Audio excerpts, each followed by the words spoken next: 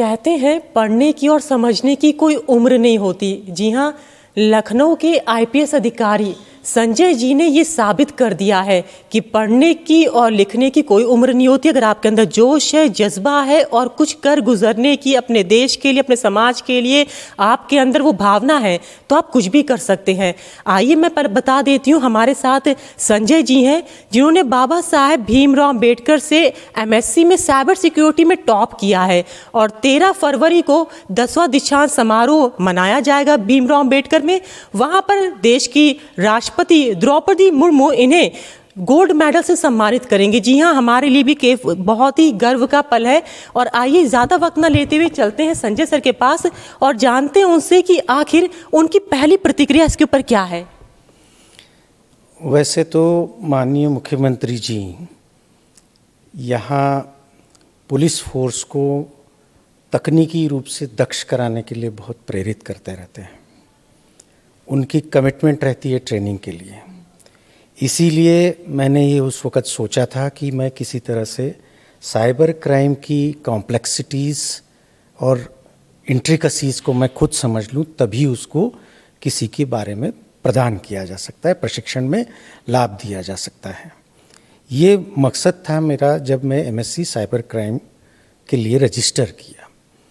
परंतु वाकई में ये सरप्राइज़ है मेरे लिए भी खुद आश्चर्य है कि मेरी लिखा पढ़ी में जो भी कुछ परीक्षाएं हुई होंगी जिसमें मुझे फर्स्ट आया, ये तो मेरे लिए भी खुद एक सुखद आश्चर्य है, जिसका श्रेय मैं वहाँ की फैकल्टी को देना चाहता हूँ। आर ए खान साहब हैं, धीरेन्द्र पांडे जी हैं, इन लोगों ने बहुत अच्छा माहौल एजुकेशन का और अच्छे इनपुट्स दिए।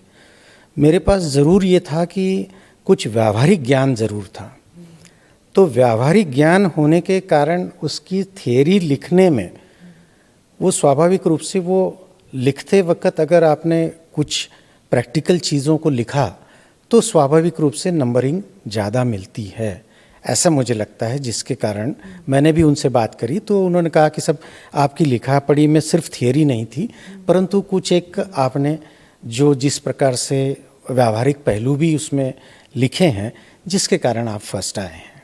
अभी हम सब इंस्पेक्टर्स की प्रशिक्षण करने जा रहे हैं, लगभग 9000 लोगों के, जिसमें मुझे पूरा सहयोग शासन और डीजीपी हेडक्वार्टर्स में सिर्फ डीजीपी साहब का मिल रहा है। जो हर एक सुविधा वहाँ पे प्रशिक्षण के लिए सब इंस्पेक्टर्स जो ज्वाइन करने जा रहे हैं वो अगले 35 साल इस सर्विस में रहेंगे और फील्ड पे रहेंगे। उनको तकनीकी रूप से दक्ष करने के लिए एक बहुत बड़ा एफर्ट पूरे विभाग का हो रहा है। तो मैं शासन का, डीजीपी महोदय का, माननीय मुख्यमंत्री जी का इस मौके पर वाकई में आभार और धन्यवाद प्रकट करना चाहता हूँ कि मुझे ये मौका और परमिशन दी, ताकि मैं इसके साथ साथ काम के साथ साथ भी इसको परसू कर सकूं। सर, आपका टाइम तो काफ़ी बिजी होता होगा, तो आपने पढ़ाई के लिए टाइम कैसे निकाला? पढ़ाई के लिए देखिए, देयर इज़ नो शॉर्टकट। ऐसा कहा जाता है कि देयर इज़ नो शॉर्टकट।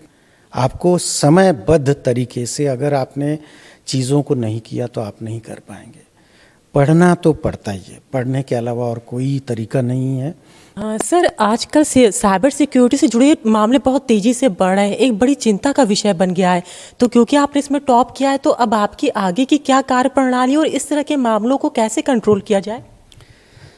मुझे ऐसा लगता है अधिकतर प्रॉब्लम कहाँ आ रही है, सीनियर सिटीजन्स के अकाउंट्स में पैसे निकल जाती है। वो स्वाभाविक है, क्योंकि उनको उस तरह की ट्रेनिंग नहीं, उनको उतनी जानकारी नहीं है। परंतु फिर भी तकनीकी रूप से हम जितने सक्षम हो सकते हैं उतना एक तरफ से करना चाहिए। तो आदमी को तो हमेशा अपने आप को बहुत अपडेट करना पड़ता है। तो आपने सुना, ये थे संजय सर जिन्होंने हमें बहुत महत्वपूर्ण जानकारी दी है, ना सिर्फ साइबर सिक्योरिटी पे बल्कि अपने निजी जीवन की भी। और उन्होंने ये भी बताया है कि सीखने की और कुछ करने की कभी कोई उम्र नहीं होती, इंसान अपनी अंतिम सांस तक सीखते रहता है। और जैसा कि सर की बात करें तो सर के विषय में ये है कि सर सबके लिए प्रेरणा बन गए आज के ज़माने में। लखनऊ से अंजलि सिंह राजपूत, न्यूज़ 18।